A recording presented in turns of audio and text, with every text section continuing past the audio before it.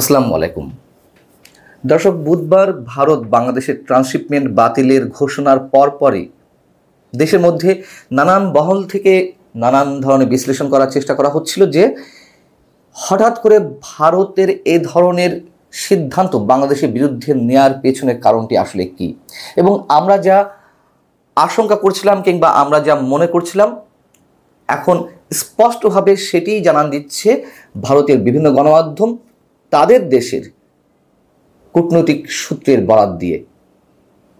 ভারতের প্রতিটি গণমাধ্যমে যেই বিষয়টিকে দায়ী করা হচ্ছে তা হচ্ছে আমাদের প্রধান উপদেষ্টার যে মন্তব্য সেভেন সিস্টার্স নিয়ে চীন সফরের সময়, সেটিকেই এর পিছনের মূল কারণ হিসেবে দেখানো হচ্ছে।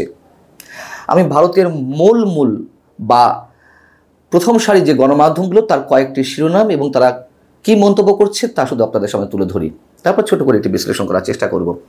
দ্য ইন্ডিয়ান এক্সপ্রেস, তাদের শিরোনামই হচ্ছে এরকম: India hits back after Yunus north east remark halts transshipment facility for Dhaka.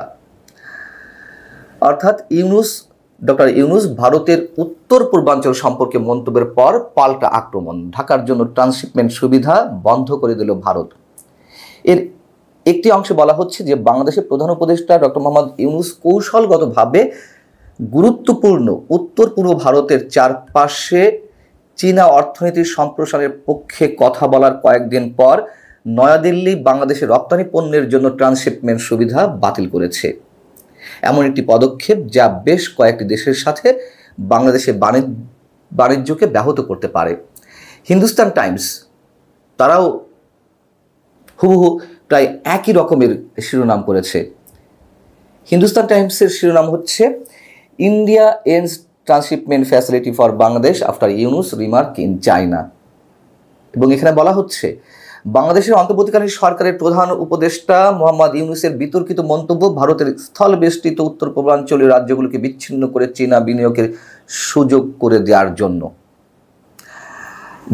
G news তাদের প্রতিবেদনে বলছে, ভারত যে ঘোষণাটি দিল ট্রান্সশিপমেন্ট বাতিলের, সেই ঘোষণায় যদিও সুস্পষ্টভাবে কোনো কারণ উল্লেখ করা হয়নি, তবে বাংলাদেশের অন্তর্বর্তীকালীন সরকারের প্রধান সাম্প্রতিক চীন সফরে তিনি যে মন্তব্য করেছেন তাতে ভারতের উদ্বেগের কারণ হতেই পারে, এমনটাই মনে করছে রাজনৈতিক মহল। আসামের মুখ্যমন্ত্রী হিমন্ত বিশ্ব শর্মা যে মন্তব্য করেছিলেন সেটি এখানে কোট করা হয়েছে যে অত্যন্ত আপত্তিকর এবং সার্বভৌমত্বের প্রতি হুমকি ডক্টর মোহাম্মদ ইউনুসের এই মন্তব্য। টাইমস অফ ইন্ডিয়া তারা তাদের প্রতিবেদনে বলছে যে চীনের সহায়তায় চিকেন নেক এলাকার কাছে একটি কৌশলগত ঘাঁটি তৈরি করার পরিকল্পনা বাংলাদেশের জন্য এই পদক্ষেপের কারণ হতে পারে। অর্থাৎ লালমনিরহাটে একটি পুরানো বিমান ঘাঁটি পুনরুজ্জীবিত করার একটি চেষ্টা করা হচ্ছে চীনের সহায়তায়, সেটি এখানে ইঙ্গিত করা হয়েছে। এবং বলা হচ্ছে যে ভারতের শিলিগুড়ি করিডোরের কাছে লালমনিরহাটে বিমান ঘাঁটি পুনরুজ্জীবিত করার জন্য বাংলাদেশ চীনা বিনিয়োগের আমন্ত্রণ জানিয়েছে। এবং ভারতের যে গবেষণা সংস্থা GTRI, এটি তাদের মন্তব্য। ভারতের আরও যেসব গণমাধ্যম তারা প্রায় একই ধরনের মন্তব্য করেছে যে কী কারণ বাংলাদেশে যে ট্রান্সশিপমেন্ট বাতিল করা হলো সেগুলো তারা বিশ্লেষণ করার চেষ্টা করেছে, এবং তারা কূটনৈতিক সূত্রে বরাত দিয়ে কথাগুলো বলছে এবং বিভিন্ন গবেষণা সংস্থা বরাত দিয়ে কথাগুলো বলছে। এখন বিষয় হচ্ছে যে এর আগে ভারতের গণমাধ্যমগুলো আমাদের প্রধান উপদেষ্টা চীন সফরের সময় এ সম্পর্কিত যে মন্তব্য করেছিল সেটিকে কেন্দ্র করে তখনও একই রকমের হেডলাইন করেছিল যে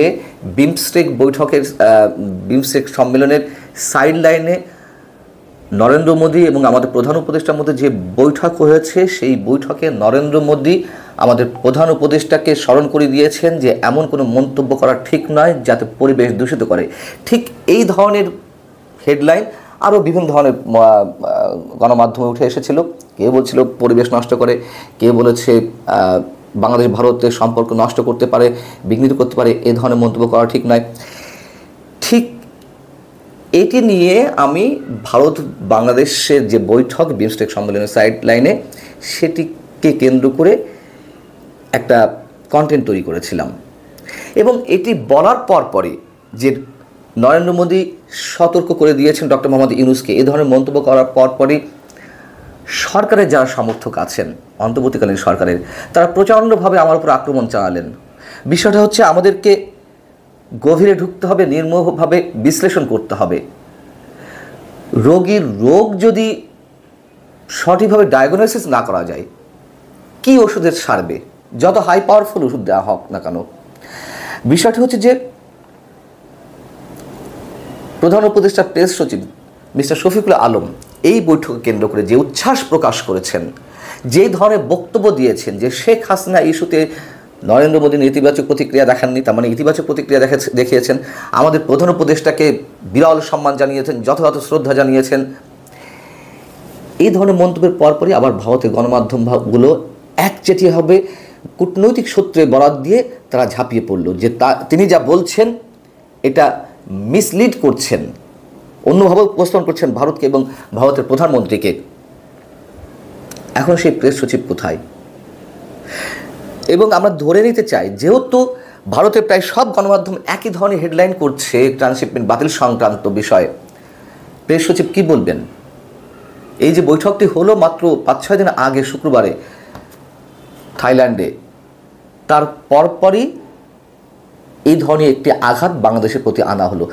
ভারত আইন লঙ্ঘন করেছে কিনা ট্রান্সশিপমেন্ট বাতিল করে, ভারত এটি করার এখতিয়ার রাখে কিনা সেগুলো অন্য বিষয়, সেগুলো নিয়ে বিতর্ক চলতেই পারে এবং আইন লঙ্ঘন করলে অবশ্যই সেটি ভারতকে জবাবদিহি করতে হবে। কিন্তু জবাবদিহি কার কাছে করবে অথবা জবাবদিহি আদায় করবে কে? কিছু করার আছে? কি করবে বাংলাদেশ? আমাদের একটি বিষয় নিশ্চয় মনে আছে, আমি এই এক্সাম্পলও দিয়েছিলাম। G20 সম্মেলন আপনাদের মনে আছে নিশ্চয়ই, 2023 সেপ্টেম্বরে ভারতে অনুষ্ঠিত হলো। সেখানে জো বাইডেনের সঙ্গে একটি সেলফি তুলেছিলেন আমাদের সাবেক প্রধানমন্ত্রী শেখ হাসিনা, এবং সেটিকে কেন্দ্র করে ওবায়দুল কাদের যে ধরনের মন্তব্য করেছিলেন, আমাদের ভূগোল পড়ানোর চেষ্টা করলেন যে ওই সময় যুক্তরাষ্ট্র বাংলাদেশের বিরুদ্ধে অবস্থা নিয়েছিল একটি সুষ্ঠু নির্বাচনের দাবিতে, যদিও যুক্তরাষ্ট্রের অন্য টার্গেট ছিল। যাই হোক, ওবায়দুল কাদের বলার চেষ্টা করলেন, এই দেখো জো বাইডেনের সঙ্গে আমাদের প্রধানমন্ত্রীর কি অন্তরঙ্গ সম্পর্ক, কি ঘনিষ্ঠ সম্পর্ক, অতএব যুক্তরাষ্ট্র কিছুই করবে না। ঠিক একই ধরনের বিষয় কি আমাদের সামনে উপস্থাপনের চেষ্টা করেছিলেন প্রধান উপদেষ্টা প্রেস সচিব, এবং সেই মন্তব্যটিও আমি করেছিলাম। এখন সেটি প্রমাণ হচ্ছে। আমরা দেখেছি যুক্তরাষ্ট্রের ভূমিকা 5 আগস্ট আন্দোলনে তারা কী ধরনের প্লট নির্মাণ করেছিল।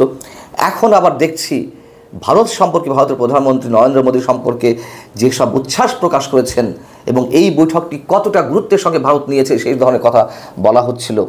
এখন কি বলবেন আমাদের প্রেস সচিব?